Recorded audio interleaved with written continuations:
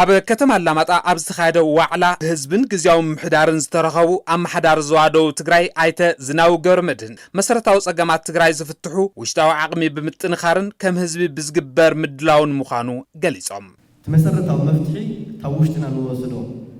ትከም ህዝቢ ንገብሮ ምድላው ትከም ህዝቢ ኣብ ጸላኢ ድለና ራእያ ትከም ህዝቢ ኣብ ዕላማ ትግራይ ድለና ራእያ ሓደ ንሕር ኮይናው ድለውና ክፍተታት ቃልጥፍን እንድሕር ኣረምናዮም ኮይኑ ድዚ ሓደጋ እዚ ከመክተና ንኽእል ቅድመ ምድላው ንሕገብርና በርግፀይነት ከም ህዝቢ ክንድሕም ጥራሕ ከይኾነስ ሓያል ህዝቢ ኮይና ንወፀሉ ኩነታትን ኣይተርፊ ካብ ግብሪም ስለ ዝጥረአና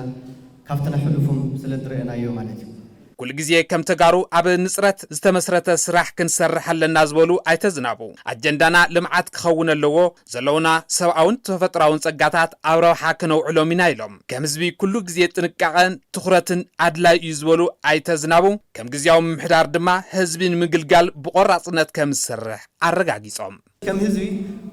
كواينا دلو نمسرت اللمعات كنحلوهم يجبنا إحنا دما كم محدار كم دولخو تنا ترانسفورمر يكونوا قالوت مراحتي ديت زرق حلن سراحتي ساتن لا قالنا نركب عاوزين متحجاز يدلينا